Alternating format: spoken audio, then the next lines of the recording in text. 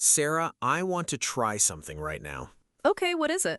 I'm going to say two sentences, the exact same sentence, but two different versions, and I want you to tell me which one sounds more natural. All right, go ahead. Version 1. I think the meeting should be moved to Friday. Okay. Version 2. Well, I think the meeting should probably be moved to Friday, you know? Oh, wow, the second one completely. It sounds like a real person talking. But here's the thing. If you look at both sentences, the actual information is exactly the same. You're right, nothing changed in the meaning. So what made the second one sound so much more natural?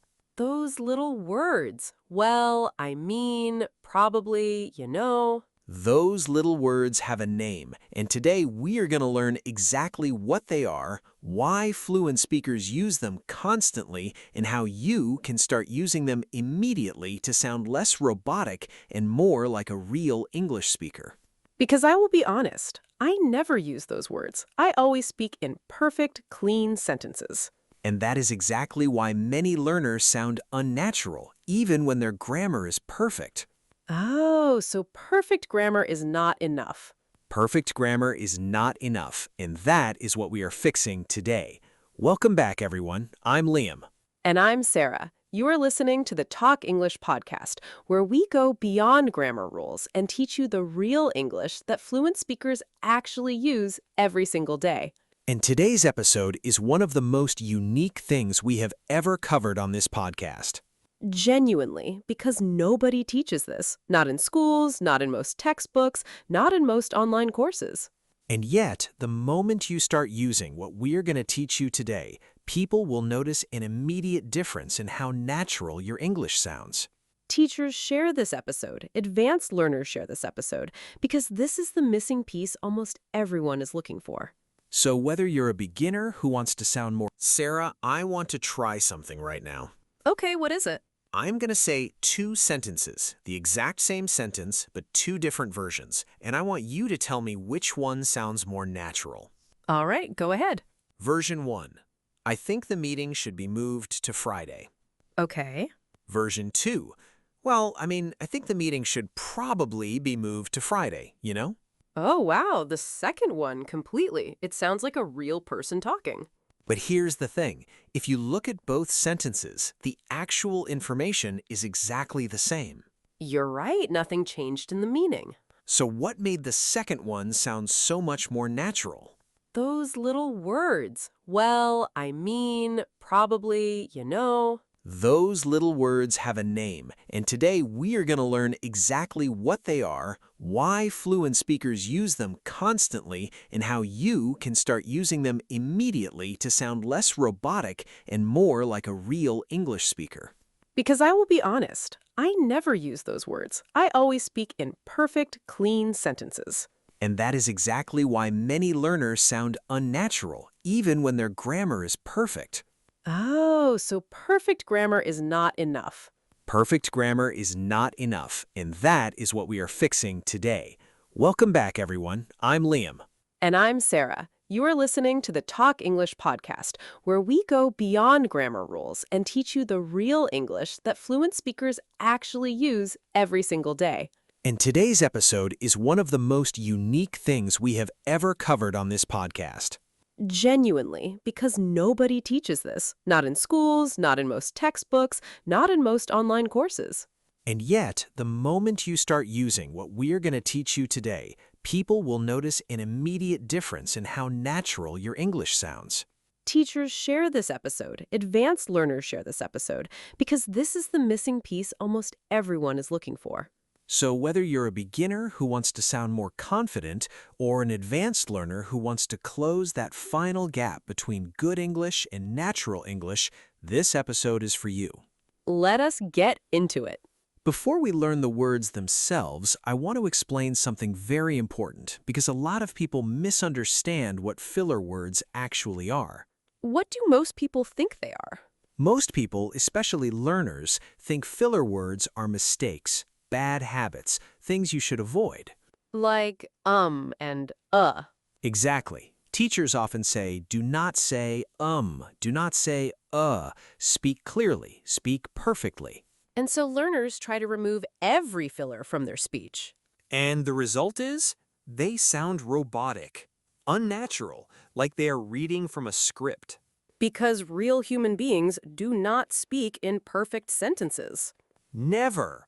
Think about any conversation you have ever had with a native speaker. Did they speak in perfect, clean, complete sentences every time? No, they pause, they say, well, they say, they say, kind of. They use all these small words. Because those words are doing real jobs in the conversation. They're not accidents. They're not mistakes. They are tools. Tools. I love that. What kind of jobs are they doing? Several important jobs. Filler words buy you thinking time. They soften strong opinions. They show you are listening. They make transitions feel smooth. They signal that you are not finished speaking yet. And they create a feeling of connection between you and the person you were talking to. So they're actually doing important social and conversational work. Enormous work. And when you remove them all, your speech loses that social texture. It loses the human feel. It sounds like a robot, or like someone giving a formal speech at every moment. Exactly. Now, not all fillers are equal. There are two types. Two types. Tell me. Type 1, thinking sounds. Um, er. These are the sounds we make when our brain is searching for the next word. Every language has these. Every person uses them. They are completely natural. So those are not mistakes either. No, native speakers use them constantly. The problem is only if you use them so much that they distract from what you are saying. Like if every single word is followed by. Yes, that becomes distracting. But occasional is perfectly natural and human. And type 2? Type 2, conversational lubricants. These are actual words and phrases that keep conversation flowing smoothly. Well, you know, I mean, kind of, sort of, actually, basically, right? To be fair, honestly, I guess, like. These are the ones nobody teaches. These are the ones nobody teaches, and these are what today's episode is all about. Let us start with the fillers that buy you thinking time. These are gold for any learner because they help you keep talking even when your brain needs a moment to find the right words.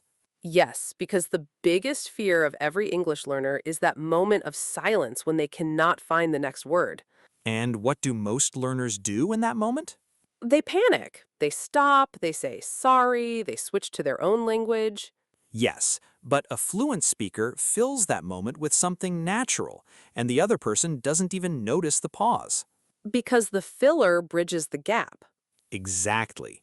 Let us go through the most important thinking time fillers one by one. Ready. I need all of these. The first one is well. Just well? Just well. At the start of a sentence, well buys you a second to think before you answer. Someone asks you a difficult question. Instead of silence, you say, well, and then your brain has a moment to organize the answer. Like if someone asks, what do you think about the new project plan? And you say, well, I think there are some good ideas in it, but we might need to look at the timeline again. Perfect. The well gave you a natural moment. It also signaled, I am thinking about this seriously. I'm not just giving a quick, careless answer. So well actually makes you sound more thoughtful. Yes, it adds weight to what comes after. Second thinking filler, let me think. Oh, simple but so useful. Very useful, especially when someone asks you something and you need a moment to consider. What is the best restaurant near here? Let me think. There is actually a really good place about 10 minutes from here. It sounds honest, like you are genuinely trying to give a good answer. Exactly. Not rushing, not panicking, just thinking. Third one, that is a good question. Oh, I hear this one all the time. Yes, native speakers use it constantly. It does two things. It buys time, and it compliments the person for asking something interesting. But Sarah, is it not a bit of an empty phrase, like you're not really saying anything? That is actually a great question, Liam. Oh, you just used it on me. I see what you did there. And did it feel strange or unnatural? No, it felt warm, like you genuinely appreciated the question. That is exactly what it does. It creates warmth before the answer. Number 4, how do I put this? Oh, I love that one. How do I put this? This is especially useful when you're trying to say something delicate, something sensitive, or when you're searching for exactly the right word. Like, how do I put this? I think the presentation could use a bit more preparation. Yes, instead of just saying, your presentation was not good, you say, how do I put this first? It softens everything that comes after. It signals, I am being careful with my words because I respect you. Beautiful. And the last thinking filler, bear with me. Bear with me, meaning, please be patient with me for a moment. Yes, bear with me while I find the right way to explain this. Bear with me, I'm just checking my notes. It's polite, it's natural, and it shows you are engaged even while you're taking a moment. These are already changing how I think about pauses in English. Good, because pauses with the right words are not weaknesses, they're signs of a thoughtful speaker. Now we move to my personal favorite family, softening fillers. Softening. These are the ones that make things sound less harsh. Exactly. In English, especially in professional and social situations, saying things too directly can feel aggressive, rude, uncomfortable. And softening fillers take the sharp edge off. Yes, they make your words feel more human, more flexible, more respectful of the other person. Give me the main ones. First, kind of and sort of. These are used constantly in spoken English to show that something is approximate, not 100%, close to something but not exactly. Like, it was kind of difficult. Yes, not impossible, not easy, kind of difficult, in the middle somewhere. Or, I sort of understand what you mean. Yes, not fully, but partially. Sort of is softer and more humble than saying I completely understand. What about in professional situations? The presentation was kind of long, but some parts were really interesting. It's honest feedback, but it doesn't feel like an attack. Because kind of softens the criticism while keeping the truth. Exactly. Second softening filler, I think and I feel like. Oh, these are everywhere. Yes, and the reason native speakers use them is not because they're unsure, it's because saying, I think, before an opinion signals, this is my personal view, not a universal truth, not a command. Like, I think we should reschedule the meeting. Versus, reschedule the meeting. Oh, the second one sounds like an order. The first sounds like a respectful suggestion. Yes, I think transforms a command into an invitation for discussion. And I feel like? I feel like is even softer, more emotional, more personal. I feel like we are not quite ready to launch this yet. It sounds like you're sharing a feeling, not making a judgment. Exactly. Third softening filler, probably and maybe. These reduce certainty. Yes, and in English, reducing certainty is often polite. It gives the other person room to disagree. We should probably start the meeting soon versus start the meeting now. Probably is so much softer. It is more of an invitation than an instruction. Yes, maybe we could try a different approach versus try a different approach. Maybe completely changes the energy. Same suggestion, much more collaborative. And the last important softening filler, just. As in, I just wanted to check in. I just had a quick question. I just thought it might be worth mentioning. Oh, just is everywhere in English, and I never thought about what it is doing. Just makes things feel smaller, less threatening, less demanding. Without just, I wanted to check in sounds like something serious is about to happen. With just, I just wanted to check in. It sounds light, friendly, no pressure. Yes, just is one of the most powerful softening tools in English conversation. Use it often. Now we move to connection fillers. These are the words that show the other person you were listening, that you were with them, that you were engaged. These are important for conversations that feel like real conversations, not just two people taking turns speaking. Exactly. When someone feels heard, they open up, they trust you, they enjoy talking with you. And connection fillers create that feeling. Yes. First one, you know. You know. I hear this constantly in English. Yes, native speakers use you know in two ways. One, at the end of a sentence to check that the other person is following. It was a really tough week, you know? It's like saying, do you understand what I mean? Do you relate to this? Yes, and it invites the other person to respond, to nod, to say yes, to engage. It opens the conversation rather than closing it. And the second way? The second, in the middle of a sentence when explaining something. You know, some days everything just goes wrong. It creates a feeling of shared understanding, like you've had these days too, right? It assumes shared experience. It creates closeness. Exactly. Second connection filler, right. Right? At the end of a statement. Yes, used to invite agreement, to check in, to keep the other person involved. It's getting late, right? We should probably wrap up, right? It's like a small invitation to agree with you. Yes, it keeps the other person active in the conversation. Third, I mean. I use this sometimes, but I was never sure if it was correct. It is very correct and very natural. I mean is used to clarify, to add more information, to correct something you just said. Like, it was a long meeting. I mean, it was useful, but it went on for almost 3 hours. Yes, I mean signals, let me give you more detail, let me be more accurate.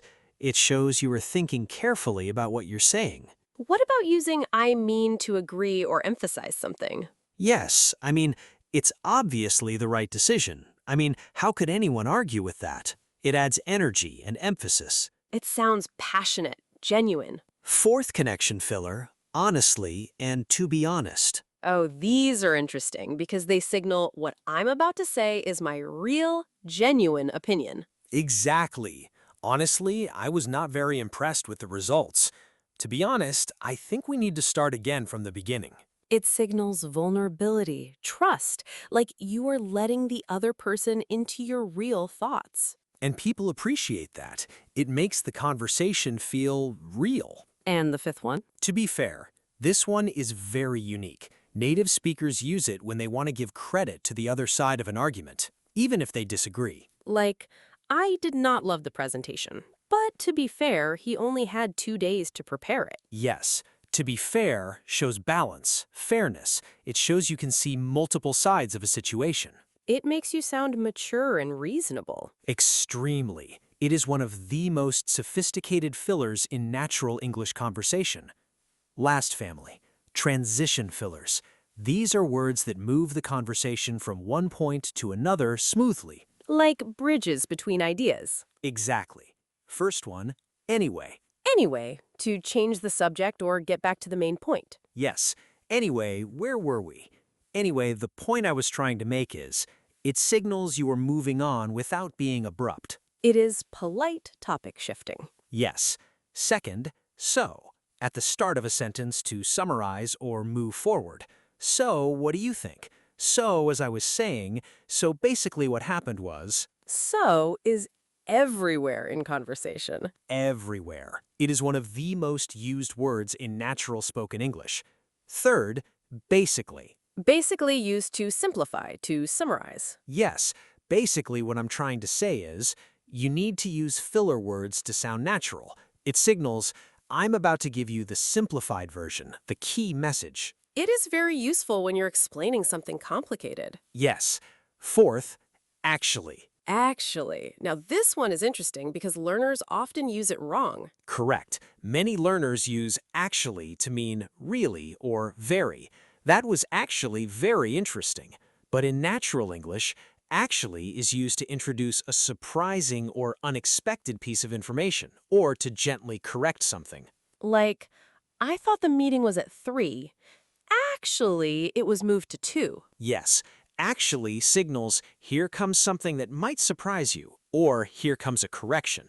So if someone says, your presentation was quite short, and you say, actually, I think it was the right length, you're gently disagreeing. Yes, actually softens the disagreement while still standing your ground. And the last transition filler, I guess. I guess, like I suppose or I think, but more casual. Yes, I guess we should probably get going. I guess that makes sense. It's relaxed, unforced. a natural way to express mild agreement or a casual conclusion. It takes the pressure off, not a strong commitment, just a gentle conclusion. Exactly. Now, error lab time. But today we're doing the error lab differently. Differently? How? Instead of finding mistakes, I'm going to say robotic, unnatural English, and you're going to add filler words to make it sound completely natural. Oh, I love this, turning robot English into human English. Exactly. Ready? Ready. Robotic version 1. I think the project needs more time. We should not launch it next week. Okay, natural version. Well, I think the project kind of needs more time, you know? I mean, I really feel like we should probably not launch it next week. Listen to that difference. Same words, same meaning, completely different feeling. The filler version sounds like a real person who cares about the outcome. Yes. Robotic version 2. I do not understand this. Please explain again. Natural version. Sorry, I am not sure I fully get this. I mean, how do I put this? Could you maybe explain that last part again? Beautiful. The fillers made a potentially awkward request feel completely comfortable. Robotic version 3? Hit me. She is a good manager, but she talks too much in meetings. I mean, she is actually a really good manager, but to be fair, she does kind of talk a lot in meetings, you know? Outstanding. You complimented, softened the criticism, used to be fair for balance, and ended with, to invite agreement. I feel like I'm speaking a completely different language right now, in the best way. One more. Robotic version 4. I was late because there was traffic. So basically, I was late because, well, the traffic was honestly terrible today. I mean, I left on time, but, some days everything just goes wrong. Perfect. Natural, human, real. That is the transformation filler words make. Now the role play, the real-world test. The scene, two colleagues catching up after a long project week. Natural, unscripted feeling conversation. I am so ready for this. Action. So, how are you feeling after this week? Honestly. Well, it has been kind of exhausting, to be honest. I feel like we took on too much at once, you know? Yeah, totally. I mean, I get it. To be fair, though, I think we actually handled it pretty well given the circumstances. I guess so. The client seemed happy, which is basically the main thing, right? Exactly. And honestly, the presentation went better than I expected. I was kind of nervous going in. Really? I could not tell at all. You seemed, sort of calm, actually. Well, I'm glad it looked that way. I was basically just pretending. How do I put this? I think I got lucky. You know what? I think we both did. Anyway, are you coming to the team lunch next Friday? I think so. I mean, I should probably check my schedule first, but yeah, I guess I can make it. Good. It'll be nice to actually just relax and not talk about work for once, right? Honestly, yes. I feel like we deserve it after this week, to be fair. Absolutely. Okay, I should probably get going. I basically have about 50 emails waiting for me. Right. Well, good luck with those. See you tomorrow. See you tomorrow. And cut. Oh my goodness, that conversation was full of filler words. Absolutely full. And did it feel unnatural? Not at all. It felt completely real, like two actual people at work having a real conversation. That's exactly the point. Filler words do not make conversation worse. They make it feel human. I counted, well, honestly, sort of, kind of, right, basically, to be fair, I guess, I think, actually, probably, I feel like. Every single one we learned today, used naturally, without stopping, without thinking. Because once you understand what they do, they just start coming out. That is fluency. Not perfect grammar, but natural, human, flowing conversation. Let us lock everything in. 4 families of filler words, each one doing a different job. Family 1. Thinking time fillers. Well, let me think. That is a good question. How do I put this? Bear with me. These buy you time without creating an awkward silence. Family 2, softening fillers. Kind of, sort of, I think, I feel like, probably, maybe, just. These take the sharp edge off your words and make you sound collaborative and respectful. Family 3, connection fillers. You know, right? I mean, honestly, to be honest, to be fair. These show you are engaged, genuine, and thoughtful. They build trust and warmth. Family 4, transition fillers. Anyway, so, basically, actually, I guess. These move conversation forward smoothly and signal when you are changing direction or summarizing. And the big rule for all of them. Use them naturally. Not one every word, but organically, the way a real person would. Because the goal is not to sound like a textbook. The goal is to sound like a real human being having a real conversation. And our golden sentence for today? Perfect grammar makes you correct. Filler words make you human. Perfect grammar makes you correct. Filler words make you human. I want that on a poster. Write it down, everyone, because that is the thing nobody tells English learners, and it is the thing that changes everything. Okay, everyone. Before we go, your homework. And this one is genuinely exciting. Go to the comments right now, wherever you are watching or listening. And write a short 3 or 4 sentence paragraph about your day, using at least 5 filler words from today's episode. It can be about anything. Your morning, your work, your weekend plans, a conversation you had recently. Just make it sound like a real person talking, not a textbook. We will read every single comment, every one. And if you use a filler word in an interesting or creative way, we will highlight it. Because we want to celebrate natural English, not just correct English. And one more thing. Share this episode with a friend who's learning English, with a teacher you know, with anyone who has ever been told their English sounds a little robotic. Because this is the lesson they have been missing, and sharing it might genuinely change their confidence. If this episode opened your eyes, please like the video. It takes 1 second and it helps so many more people find us.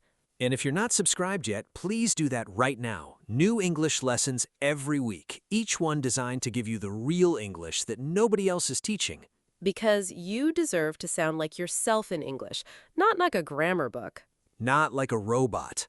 Like a real person with real thoughts and real words. That's what we're here for. Thank you so much for being with us today.